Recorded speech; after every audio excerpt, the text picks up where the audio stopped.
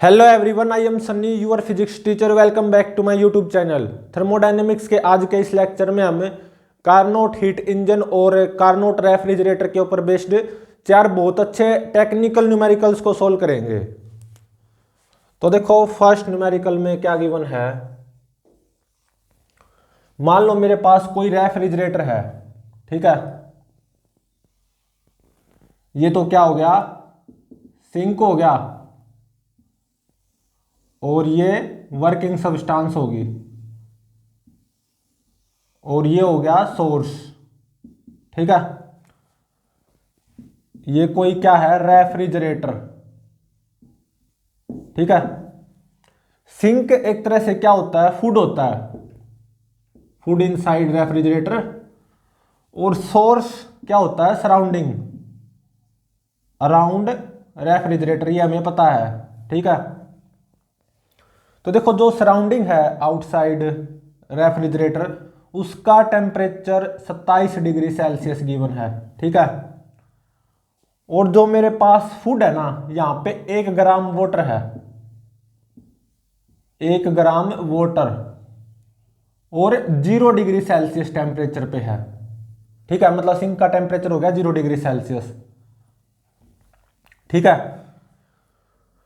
तो अब मुझे क्या करना है, ये जो 1 ग्राम वाटर है ना एट 0 डिग्री सेल्सियस, इसको फ्रीज करना है। 1 ग्राम ये जो वाटर है एट 0 डिग्री सेल्सियस, इसको फ्रीज करना है, मतलब कन्वर्ट करना है into ice, 1 gram ice at 0 degree Celsius, ठीक है।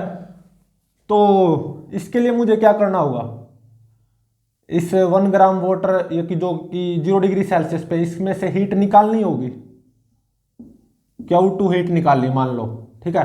और ये भी कब निकलेगी, जब मैं इस वर्किंग सब्सटेंस पे बाय कंप्रेशर कुछ वर्क करूंगा, W, ठीक है। Work done by compressor on this working substance, ठीक है। और Q1 heat will be rejected by working substance to surrounding। तो इसमें पूछ क्या रखा है कि इस कंप्रेशन को कम से कम कितना वर्क करना होगा कि ये 1 ग्राम वाटर 0 डिग्री सेल्सियस पे जो है ये फ्रीज हो जाए into 1 gram ice at 0 degree Celsius. मतलब W की मिनिमम वैल्यू फाइंड आउट करनी है, ठीक है। तो अब इसको सोल्व करते हैं। तो देखो, मान लो ये 1 ग्राम वाटर 0 डिग्री सेल्सियस पे कन्वर्ट हो गया 1 ग्राम आइस पे एट 0 डिग्री सेल्सियस, कंप्रेसर ने कुछ वर्क किया होगा W। तो ये जो 1 ग्राम वाटर है 0 डिग्री सेल्सियस, इसमें से कुछ हीट निकालनी होगी, निकली होगी, तभी तो ये आइस में कन्वर्ट होगा। तो Q2 ये कितना आएगा। तो देखो, जो लेटेंट हीट ऑफ फ्यूजन होती है वाटर की, वो होती है 80 कैलोरी पर ग्राम, और ये 1 ग्राम वाटर ही है, तो 1 इंटू में 80, तो इतने कैलोरी, ठीक है। इसको आप जूल में कन्वर्ट कर सकते हो।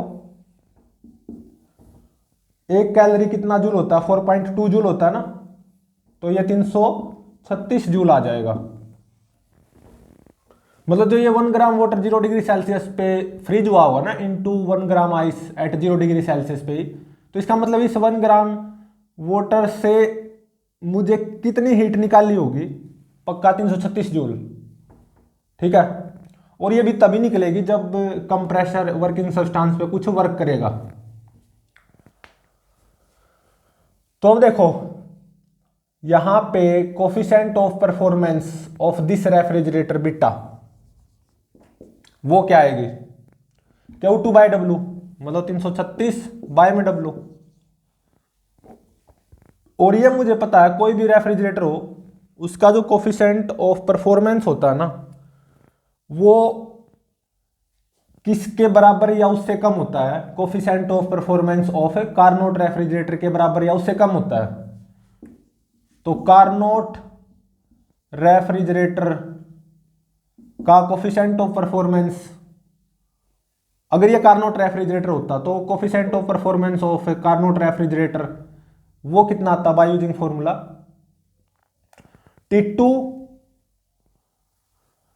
T2 कितना 0 डिग्री सेल्सियस, नहीं इसको केल्विन में कन्वर्ट करो, ठीक है। तो 273 kelvin divided by T1 minus T2, T1 minus T2, तो T1 तो ये कितना हो गया 300 केल्विन और T2 273 केल्विन, तो T2 बाय में T1 माइनस T2, यही तो होता है coefficient of performance of Carnot refrigerator. तो T1 माइनस T2 300 माइनस 273 27, ठीक है। और ये मेरे पास कोई भी रेफ्रिजरेटर है, इसकी कोफिशिएंट ऑफ परफॉर्मेंस ये आई, ये मेरे को पता है शुड बी लेस देन और equal to coefficient of performance of Carnot refrigerator 273 भाग में 27, ठीक है।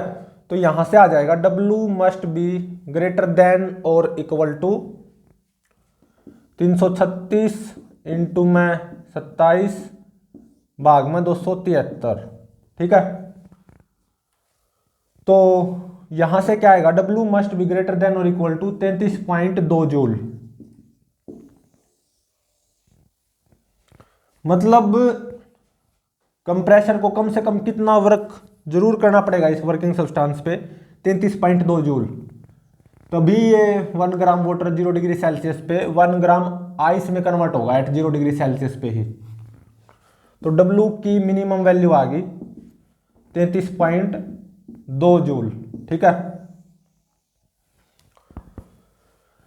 और अब देखो Q1 किसके बराबर है, Q1 Q2 प्लस W,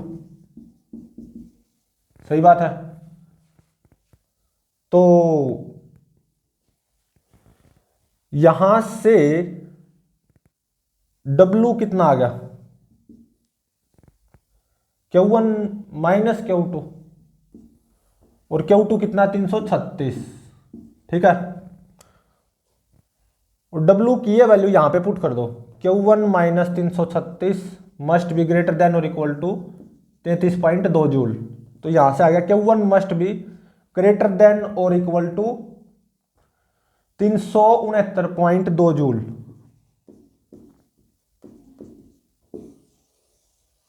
ठीक है।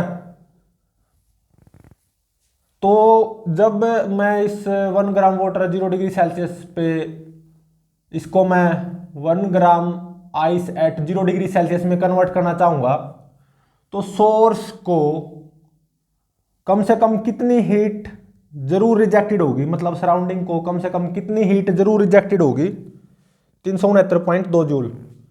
तो Q1 will be greater than और इक्वल टू 369.2 जूल, मतलब Q1 की मिनिमम वैल्यू, मतलब ये जो सराउंडिंग है ना आउटसाइड रेफ्रिजरेटर, उसको कम से कम कितनी हीट जरूर रिजेक्ट होगी 369.2 जूल, ठीक है। और देखो जब मैं इस कंप्रेसर के द्वारा इस वर्किंग सब्सटेंस पे 33.2 जूल वर्क करूंगा ना, तो ये 1 ग्राम वाटर 0 डिग्री सेल्सियस पे जरूर 1 gram ice at 0 degree Celsius में कन्वर्ट हो जाएगा, मतलब इसमें से कितनी हीट एनर्जी जरूर निकलेगी 336 जूल, ठीक है। तब ये वर्किंग सब्सटेंस सराउंडिंग को, मतलब जो आउटसाइड रेफ्रिजरेटर जो सराउंडिंग है सोर्स है, उसको कितनी हीट रिजेक्ट करेगी 369.2 जूल, तब ये कार्नोट रेफ्रिजरेटर होगा, ठीक है। और तब इस कार्नोट रेफ्रिजरेटर की जो कोफिशिएंट ऑफ परफॉर्मेंस आएगी इतनी आएगी। अगर मैंने by compressor on this working substance 33.2 joule से ज्यादा वर्क किया, तब भी ये 1 gram water at 0 degree Celsius 1 gram ice at 0 degree Celsius में कन्वर्ट हो जाएगा, तब भी यहां से कितनी हीट निकलेगी from 1 gram water at 0 degree Celsius? 336 joule. ठीक है। अगर मैं कंप्रेसर के द्वारा इस वर्किंग सब्सटेंस पे 33.2 जूल से ज्यादा वर्क करूंगा ना, तब भी यहां से 336 जूल हीट निकलेगी। ठीक है, मतलब ये 1 gram ice at 0 degree Celsius में कन्वर्ट हो जाएगा। लेकिन तब जो हीट रिजेक्टेड होगी ना टू सराउंडिंग, वो 369.2 जूल से ज्यादा होगी। ठीक है, उस केस में ये मेरा कार्नोट रेफ्रिजरेटर नहीं होगा। ऑब्वियसली उस केस में इसकी कोफिशिएंट ऑफ परफॉर्मेंस इससे तो कम ही आएगी। कार्नोट रेफ्रिजरेटर की जो कोफिशिएंट ऑफ परफॉर्मेंस होती है उससे तो कम ही आएगी, सीधी सी बात है। क्योंकि खुद ही सोचो, जब मैं 33.2 जूल से ज्यादा वर्क करूंगा, बिल्कुल ये 1 gram water at 0 degree Celsius 1 gram ice में कन्वर्ट जरूर हो जाएगा। मतलब यहां से 336 जूल हीट जरूर निकलेगी। तब यहां पे जो सराउंडिंग को हीट रिजेक्टेड होगी ना, वो 369.2 जूल से ज्यादा होगी। तब ये कार्नोट रेफ्रिजरेटर नहीं होगा, अदर देन कार्नोट रेफ्रिजरेटर होगा। ऑब्वियसली उस केस में coefficient of performance of that refrigerator will be less then this. ठीक है, तो एक बार फिर रिपीट कर देता हूं। जब मैं यहां पे बाय कंप्रेशर इस वर्किंग सब्सटेंस पे कितना वर्क करूंगा, 33.2 जूल, तब ये 1 gram water at 0 degree Celsius 1 gram ice में कन्वर्ट जरूर होगा। मतलब यहां से कितनी हीट जरूर एक्सट्रैक्ट होगी फ्रॉम फूड या from 1 gram water at 0 degree Celsius 336 joule. ठीक है, तब ये वर्किंग सब्सटेंस सराउंडिंग को कितनी हीट रिजेक्ट करेगी, 369.2 जूल। तब ये मेरा कार्नोट रेफ्रिजरेटर होगा। ठीक है, उस केस में कोफिशिएंट ऑफ परफॉर्मेंस इतनी आएगी। तो यहां से कंक्लूजन क्या निकला? मान लीजिए कोई भी जनरल रेफ्रिजरेटर है, कार्नोट रेफ्रिजरेटर भी हो सकता है, अदर देन कार्नोट रेफ्रिजरेटर भी हो सकता है। अगर मैं इस 1 ग्राम वाटर 0 डिग्री सेल्सियस को 1 gram ice at 0 degree Celsius में कन्वर्ट करना चाहता हूं, मतलब इसमें से मैं कितनी हीट निकालना चाहता हूं, 336 जूल एक्सट्रैक्ट करना चाहता हूं। ठीक है, तो बाय कंप्रेशर वर्किंग सब्सटेंस पर कितना वर्क जरूर करना पड़ेगा, या मतलब कंप्रेशर को वर्किंग सब्सटेंस पे कम से कम कितना वर्क जरूर करना पड़ेगा, 33.2 जूल। ठीक है, यही निकालना था, ये मेरा आंसर होगा।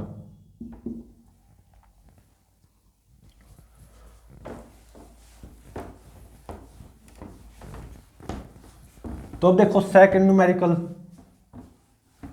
इसमें क्या गिवन है,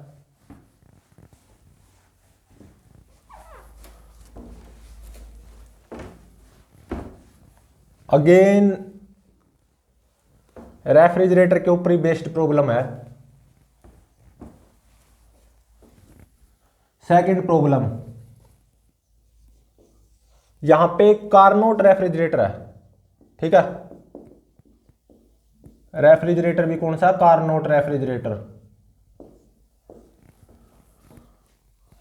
तो इसमें क्या गिवन है, मेरे पास कार्नोट रेफ्रिजरेटर है, ऑब्वियसली ये सिंक हो गया।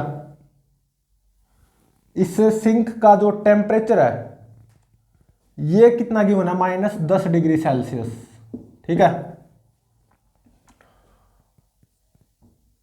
और ये मेरी वर्किंग सब्सटेंस होगी, और ये मेरा सोर्स हो गया। सोर्स का टेम्परेचर कितना गिवन है, 25 डिग्री सेल्सियस। ठीक है,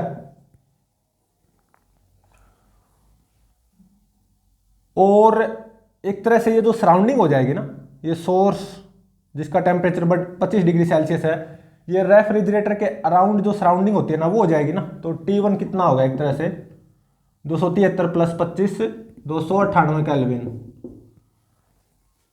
और जो सिंक है, मतलब जो फूड होता है ना, फूड इनसाइड रेफ्रिजरेटर, उसका जो टेम्परेचर T2 ये केल्विन में कितना हो जाएगा, 263 केल्विन। ठीक है, तो इस सेकंड न्यूमेरिकल में क्या गिवन है, ये मेरा मान लो कार्नोट रेफ्रिजरेटर है, फूड का टेम्परेचर -10 डिग्री सेल्सियस मतलब 263 केल्विन, और जो सराउंडिंग होती है अराउंड रेफ्रिजरेटर जिसको सोर्स बोलते हैं, उसका टेम्परेचर 25 डिग्री सेल्सियस मतलब 298 केल्विन, ये वर्किंग सब्सटेंस होगी। तो इस न्यूमेरिकल में क्या गिवन है, मान लो ये जो मेरा वर्किंग सब्सटेंस है ना, ये हर सेकंड में 263 जूल हीट एब्जॉर्ब कर रही है from sink, 263 joule in every second. ये मेरी वर्किंग सब्सटेंस हीट एब्जॉर्ब कर रही है फ्रॉम फूड, या मैं बोल लूं इस फूड से हर सेकंड में कितनी हीट एनर्जी निकाली जा रही है, 263 जूल। ठीक है, तो ऐसे में निकालना क्या है, इस कार्नोट रेफ्रिजरेटर की पावर बताओ, पावर ऑफ कार्नोट रेफ्रिजरेटर, इस कार्नोट रेफ्रिजरेटर की पावर। ठीक है, ये फाइंड आउट करो। अब इसको सोल्व करते हैं। देखो कार्नोट रेफ्रिजरेटर है, ये रेफ्रिजरेटर के अंदर जो फूड होगा ना उसका टेम्परेचर -10 डिग्री सेल्सियस मतलब T2 263 केल्विन होगा। आउटसाइड रेफ्रिजरेटर जो सराउंडिंग होती है ना, जिसको हम सोर्स बोलेंगे, उसका टेम्परेचर 25 डिग्री सेल्सियस मतलब T1 298 केल्विन होगा। और इस फूड से मतलब सिंक से हर सेकंड में, in every cycle, her second में 263 जूल हीट एनर्जी निकाली जा रही है बाय वर्किंग सब्सटेंस। ठीक है, तो इस कार्नोट रेफ्रिजरेटर की पावर कितनी होगी वो फाइंड आउट करनी है। मतलब ये मेरा कार्नोट रेफ्रिजरेटर कितनी पावर कंज्यूम कर रहा होगा। ठीक है, एक तरह से, और यहां पे 100% एफिशिएंसी की बना है। ठीक है, ये कार्नोट हीट इंजन वाली एफिशिएंसी नहीं है, अभी समझ में आएगा ये 100% एफिशिएंसी का मतलब क्या, मैंने ये क्यों बोला है। तो देखो, अगर मुझे फूड से हीट निकालनी है हर सेकंड में 263 जूल इन एवरी साइकिल, तो बाय कंप्रेशर मतलब कंप्रेशर को वर्किंग सब्सटेंस पे कुछ वर्क भी करना होगा। सही बात है, ये क्या, work by compressor on this working substance in each cycle. तो जो कंप्रेशर वर्क करेगा ना, उसके लिए एनर्जी कहां से लाएगा, वो इलेक्ट्रिकल एनर्जी ही तो कंज्यूम करेगा एक तरह से। ठीक है, कंप्रेशर मतलब रेफ्रिजरेटर का जो कंप्रेसर होता है वो इलेक्ट्रिकल एनर्जी कंज्यूम करता है। ठीक है, और यहां पे कोई एनर्जी का लॉस नहीं होगा, मतलब जितनी इलेक्ट्रिकल एनर्जी कंज्यूम करेगा ना वो पूरी की पूरी इस वर्किंग सब्सटेंस पे लगाएगा। इसीलिए मैंने बोला है 100% एफिशिएंसी है ऑफ दिस कार्नोट रेफ्रिजरेटर। ठीक है, तो अब देखो इस रेफ्रिजरेटर की पावर निकालनी है, और कार्नोट रेफ्रिजरेटर है, तो कार्नोट रेफ्रिजरेटर की जो कोफिशिएंट ऑफ परफॉर्मेंस होगी वो क्या होगी, Q2/W। वैसे तो क्या होती है, T2 divided by T1 minus T2, ये होती है कार्नोट रेफ्रिजरेटर की जो कोफिशिएंट ऑफ परफॉर्मेंस होती है। T2/T1 माइनस T2 होती है ना, तो T2 कितना 263 बाय में T1 माइनस T2, ये कितना हो जाएगा, ये हो जाएगा 35। ठीक है, बाय में 35।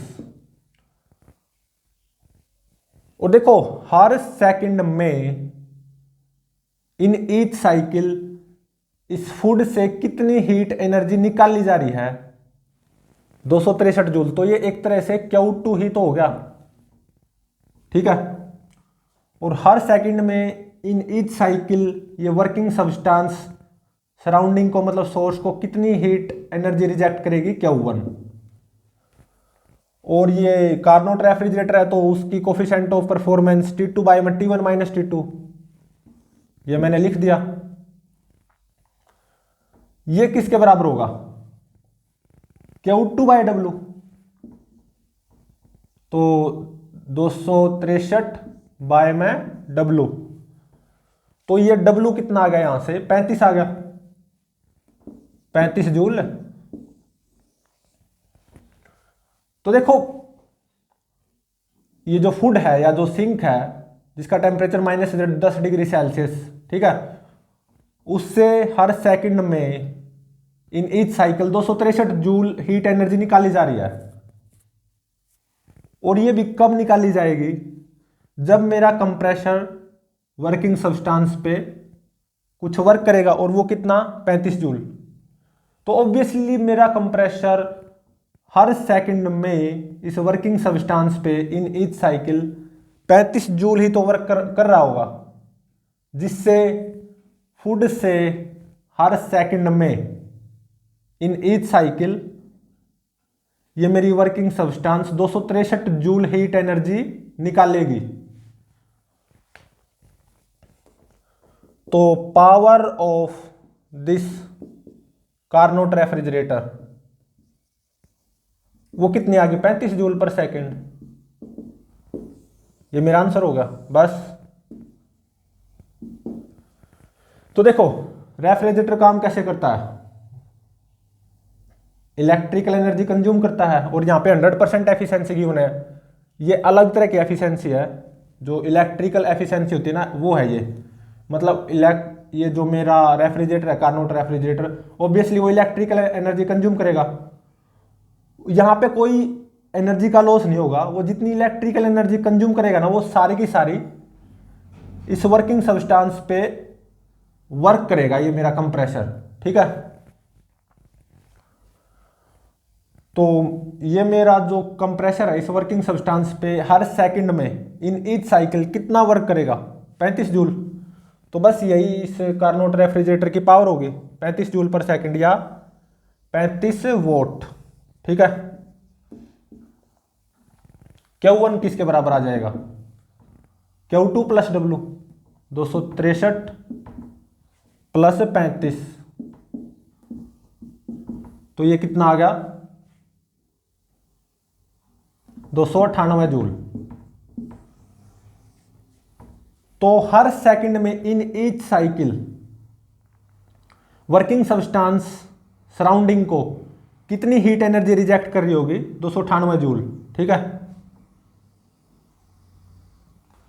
लेकिन निकालना यहां पे क्या था, इस कार्नोट रेफ्रिजरेटर की पावर निकालनी थी, और वो ये आ गई 35 वोट, ठीक है। ये मेरा आंसर हो गया।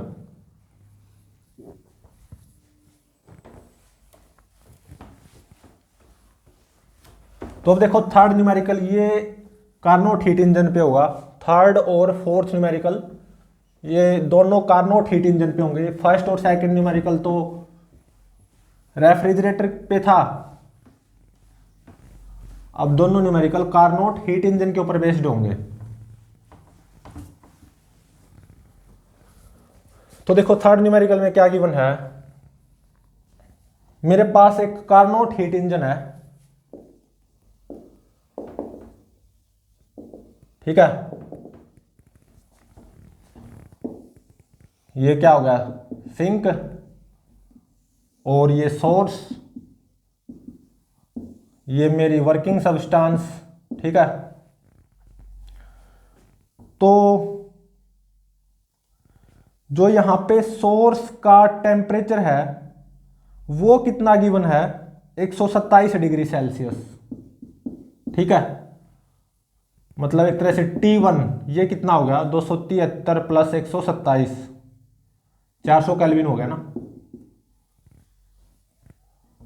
और सिंक का टेम्परेचर T2 ये फाइंड आउट करना होगा।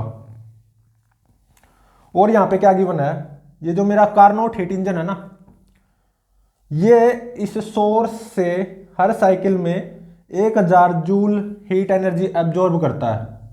तो मतलब Q1 कितना हो गया, 1000 जूल। ठीक है। और ये वर्किंग सब्सटेंस हर साइकिल में इस सिंक को कितनी हीट एनर्जी रिजेक्ट करती है, 600 जूल। तो एक तरह से Q2 600 जूल हो गया। तो इन ईच साइकिल ये वर्किंग सब्सटेंस कुछ मैकेनिकल वर्क भी करेगी W, ये भी फाइंड आउट करना है। और सिंक का टेम्परेचर T2 ये भी फाइंड आउट करना है। और एफिशिएंसी ऑफ हीट इंजन ये भी फाइंड आउट करनी है। ठीक है, मतलब इस कार्नोट हीट इंजन की एफिशिएंसी भी फाइंड आउट करनी है। अब इसको सोल्व करते हैं। तो देखो Q1 किसके बराबर होगा, W प्लस Q2। और Q1 कितना, 1000 is equal to W plus Q2 600। तो W mechanical work in each cycle by this working substance या by this Carnot heat engine, ये कितना आ गया, 400 जूल आ गया। ठीक है। और एफिशिएंसी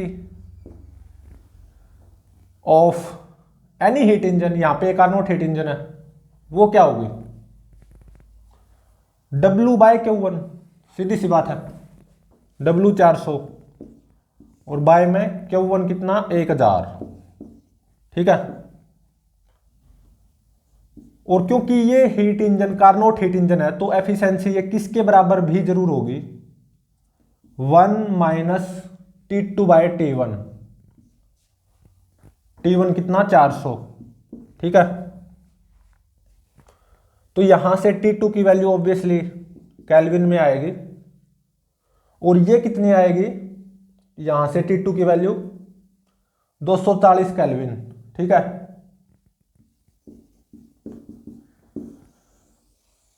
और डिग्री सेल्सियस में ये कितना हो जाएगा, माइनस 33 डिग्री सेल्सियस। ठीक है। तो efficiency of this Carnot heat engine 400 भाग में 1000, मतलब 4/10 परसेंटेज में निकालना चाहते हो तो इंटू में 100 कर दो, तो ये 40% आ गई। ठीक है। एफिशिएंसी निकल गई, सिंक का temperature T2 minus 33 degree Celsius वो निकल गया। और इन each cycle work done by this mechanical work done by this working substance W वो निकल गया 400 जूल।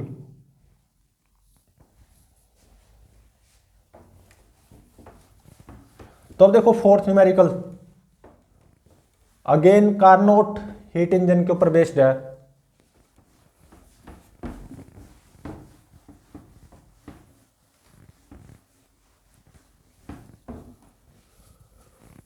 फोर्थ न्यूमेरिकल में देखो क्या गिवन है, यहां पे क्या गिवन है, मेरे पास एक कार्नोट हीट इंजन है, ये तो वर्किंग सब्सटेंस होगी, और ये मान लो सिंक हो गया। सिंक का टेम्परेचर T2। ठीक है। और ये सोर्स हो गया, सोर्स का टेम्परेचर T1। ठीक है। तो ये मेरा कार्नोट हीट इंजन है, ये भी ध्यान रहे। तो इन each cycle working substance source से कुछ हीट एनर्जी एब्जॉर्ब करेगी Q1, बिल्कुल, और वो कुछ हीट एनर्जी रिजेक्ट कर देगी टू सिंक Q2, तो कुछ मैकेनिकल वर्क आएगा W, बिल्कुल। तो यहां पे इस कार्नोट हीट इंजन की जो एफिशिएंसी है इटा, ये कितनी गिवन है, 1/6। ठीक है। तो अब इस न्यूमेरिकल में और क्या गिवन है, अगर मैं इस सिंक का टेम्परेचर 62 डिग्री सेल्सियस से घटा दूं तो इस कार्नोट हीट इंजन की एफिशिएंसी डबल हो जाती है। Sink temperature decreased by 62 degree Celsius, then efficiency of this Carnot heat engine gets double. अगर ऐसा है, मतलब अगर मैं इस सिंक का टेम्परेचर 62 डिग्री सेल्सियस से घटा दूं, सोर्स के टेम्परेचर को उतना ही रखूं, तो मैंने ऐसा पाया कि इस कार्नोट हीट इंजन की एफिशिएंसी डबल हो जाती है। मतलब 1/6 से बढ़कर कितनी हो जाएगी, 1/3। ठीक है, तो सिंक का टेम्परेचर वो क्या होगा, सॉरी सोर्स का टेम्परेचर, वैसे दोनों का टेम्परेचर पूछ रखा है क्योंकि दोनों में सोर्स का टेम्परेचर सेम रहेगा ना, तो सोर्स का टेम्परेचर पूछ रखा है। सोर्स टेम्परेचर T1 ये क्या होगा, इसके लिए यहां पे 4 ऑप्शंस अवेलेबल हैं। ए ऑप्शन में क्या गिवन है, 99 डिग्री सेल्सियस, बी ऑप्शन में 109 डिग्री सेल्सियस, सी ऑप्शन में 119 डिग्री सेल्सियस, डी ऑप्शन में 129 डिग्री सेल्सियस। ठीक है, तो मेरे पास कोई कार्नोट हीट इंजन था, वर्किंग सब्सटेंस, सोर्स का टेम्परेचर T1, सिंक का temperature T2, Q1 heat absorbed, Q2 heat rejected, W mechanical work in each cycle, efficiency 1/6 given थी। अब मैंने क्या किया, सोर्स का टेम्परेचर तो उतना ही रखा T1, सिंक के टेम्परेचर को कितना डिक्रीज कर दिया, 62 डिग्री सेल्सियस। तो और ऐसा पाया मैंने कि एफिशिएंसी डबल होगी इस कार्नोट हीट इंजन की। तो सोर्स का टेम्परेचर T1 वो फाइंड आउट करना, ये 4 ऑप्शंस अवेलेबल है। तो सिंक का टेम्परेचर मैंने T2 माइनस 62 कर दिया, मतलब 62 डिग्री सेल्सियस घटा दिया। ठीक है,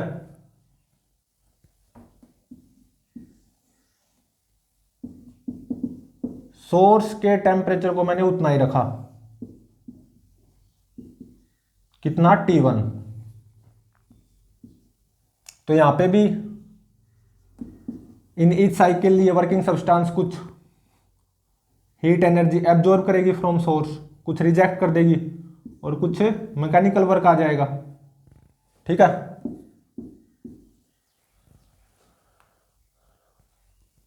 तो अब देखो ये T1 फाइंड आउट करना है, और यहां पे ये जो कार्नोट हीट इंजन है इसकी जो एफिशिएंसी है ना इटा डैश, वो क्या है, 2 इटा डबल होगी। सोर्स के टेम्परेचर को उतना ही रखा, केवल सिंक का टेम्परेचर मैंने कितना घटा दिया, 62 डिग्री सेल्सियस, और ऐसा पाया कि कार्नोट हीट इंजन की एफिशिएंसी डबल होगी, मतलब 2 इटा, मतलब 2/6 या 1/3। तो ऐसे में T1 की वैल्यू फाइंड आउट करो, मतलब सोर्स का टेम्परेचर कितना होगा। ठीक है, तो अब देखो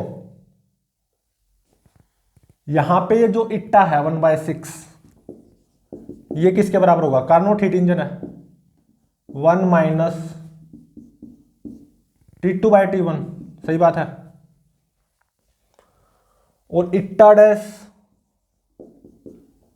ये कितना, 2 इट्टा, मतलब 1/3, और ये कितना होगा, 1 माइनस सिंक का टेम्परेचर T2 माइनस 62 बाय में सोर्स का टेम्परेचर T1। ठीक है, तो देखो एक इक्वेशन यहां से आ जाएगी, T1 माइनस T2 बाय में T1 इज इक्वल टू 1/6। ठीक है, तो 6T1 minus 6T2 is equal to T1। ठीक है, तो यहां से क्या आ गया, 5T1 is equal to 6T2। ठीक है, अब क्या करो, T2 की यहां से जो वैल्यू है ना 5T1/6 यहां पे पुट कर दो, तो 1/3 is equal to 1 minus T2 कितना आ गया 5, T1/6 और माइनस 62 है ही, और डिवाइडेड बाय T1। तो यहां से जब आप सोल्व करोगे ना T1 की वैल्यू इजीली निकाल सकते हो। तो यहां से T1 की वैल्यू ये कितनी आएगी 372 केल्विन, मतलब यहां से T1 की वैल्यू 372 आएगी, ठीक है। ऑब्वियसली केल्विन में होगी, यहां से T1 की वैल्यू 372 आएगी और वो ऑब्वियसली केल्विन में होगी ना। क्योंकि ऐसा क्यों, क्योंकि जो efficiency of Carnot heat engine होते हैं ना, यहाँ पे जो T2 और T1 होते हैं वो केल्विन में पुट होते हैं, ठीक है। तो T1 की वैल्यू यहां से 372 आ जाएगी, ऑब्वियसली केल्विन में होगी। और T2 की वैल्यू भी अगर आप फाइंड आउट करना चाहते हो वो हो जाएगी 5T1/6, 5T1/6, और ये हो जाएगी 310, ऑब्वियसली केल्विन में। और मुझे T1 की वैल्यू फाइंड आउट करनी थी डिग्री सेल्सियस में, और T1 की वैल्यू 372 केल्विन में आई है ना, तो इसको डिग्री सेल्सियस में कन्वर्ट कर सकते हो, तो ये आ जाएगी 99 डिग्री सेल्सियस, ठीक है। और T2 की वैल्यू भी अगर आप चाहते हो इन डिग्री सेल्सियस, ये आ जाएगी 37 डिग्री सेल्सियस। लेकिन इन दोनों कार्नोट हीट इंजन में देखो केवल सोर्स का टेम्परेचर ही सेम है T1, ठीक है। तो यहां पे जो एफिशिएंसी थी कार्नोट हीट इंजन की, मान लो वो 1/6 थी या समथिंग कुछ भी थी इट्टा, जो कि 1/6 गिवन है। अगर मैं सिंक के टेम्परेचर को कितना घटा दूं 62 डिग्री सेल्सियस, सोर्स के टेम्परेचर को उतना ही रखूं, तो इस कार्नोट हीट इंजन की एफिशिएंसी डबल हो जाती है, ऐसा गिवन था। मतलब अब कितनी हो जाएगी 1/3। तो इन दोनों में सोर्स का टेम्परेचर सेम था ना T1, इसीलिए सोर्स का टेम्परेचर पूछ रखा था डिग्री सेल्सियस में। लेकिन यहां से जो T1 की वैल्यू आएगी वो केल्विन में आएगी, डिग्री सेल्सियस में कन्वर्ट कर सकते हो, तो ये आएगी 99 degree Celsius. Hence option A is correct, ठीक है। तो प्लीज चैनल को लाइक शेयर और सब्सक्राइब जरूर करें।